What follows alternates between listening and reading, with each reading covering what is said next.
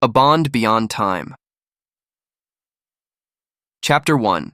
The Meeting. It all began in the small town of Riverview, where the fields stretched out endlessly and the summers were long and slow. Ethan Parker and Sam Collins met on the first day of kindergarten. Ethan, with his messy brown hair and quiet demeanor, sat alone at the back of the classroom, nervously twirling his shoelaces. Sam, on the other hand, was loud, mischievous, and always at the center of attention. He spotted Ethan sitting by himself and with his boundless energy ran up to him. "Hi, I'm Sam. Want to play?" he said with a broad smile. Ethan looked up, surprised by the boy's enthusiasm, and slowly nodded. From that moment on, they were inseparable. The quiet Ethan found a voice in Sam, and Sam found in Ethan a steady presence that anchored him through life's many whirlwinds. They complemented each other perfectly, like two pieces of a puzzle. They spent their days exploring the town's woods, building forts out of fallen branches, and dreaming of adventures that would take them far beyond Riverview. Everyone knew them as the duo, always together, always laughing. Their friendship was a rare kind of magic that no one could quite understand, but everyone admired. Chapter 2. Growing Pains. As they grew older, life began to change in ways neither of them could have predicted. Middle school brought new challenges, new friends, new interests, and the awkwardness of growing up. Ethan remained quiet and studious, while Sam became more outgoing, joining the soccer team and quickly gaining popularity. There were moments when their bond seemed to fray at the edges. Sam's new friends didn't always understand Ethan's reserved nature, and Ethan sometimes felt like he didn't belong in Sam's world of sports and popularity. But despite the occasional tension, they always found their way back to each other. One afternoon, after a particularly rough day for Ethan, where he felt out of place among Sam's rowdy friends, he confronted Sam. "Maybe you should just hang out with them. I don't fit in," Ethan said, his voice soft but pained.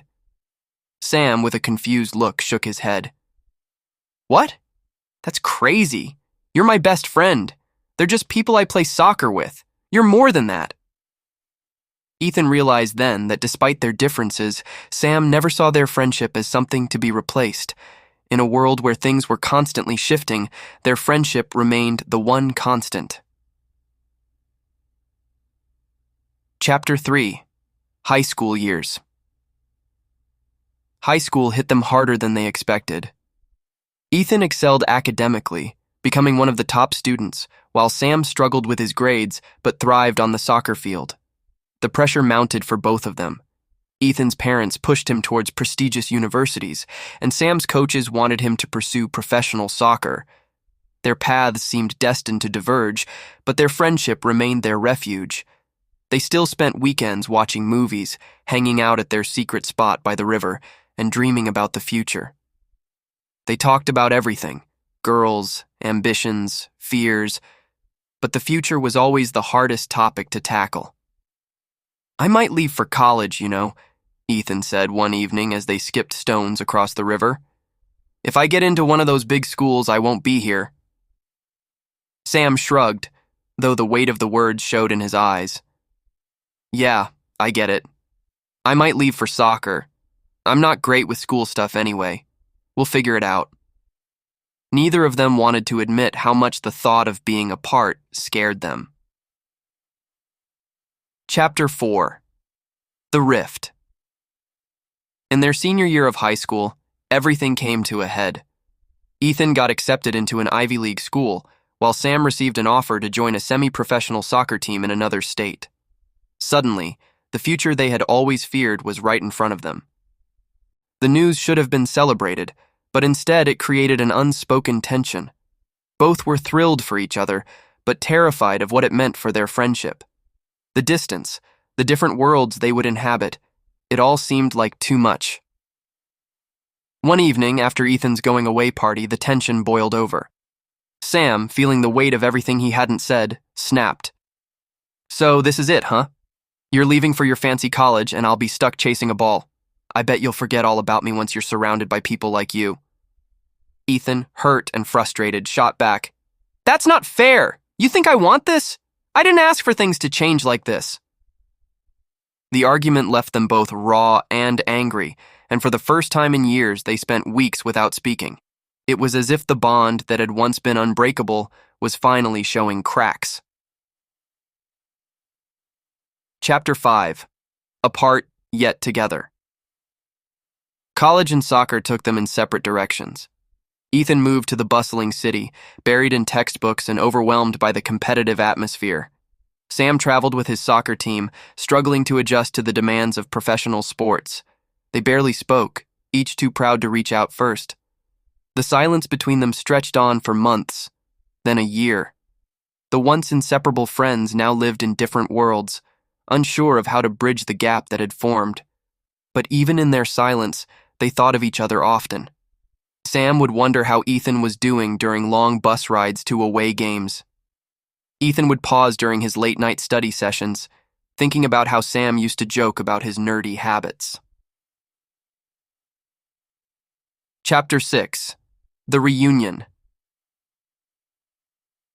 It was 2 years after they had last spoken when life brought them back together. Ethan's father passed away unexpectedly, and despite the distance between them, Sam was at the funeral. Seeing Sam standing in the back of the church, hands shoved in his pockets, Ethan felt a flood of emotions, relief, guilt, and the overwhelming sense that some things never truly change. After the service, Sam approached him.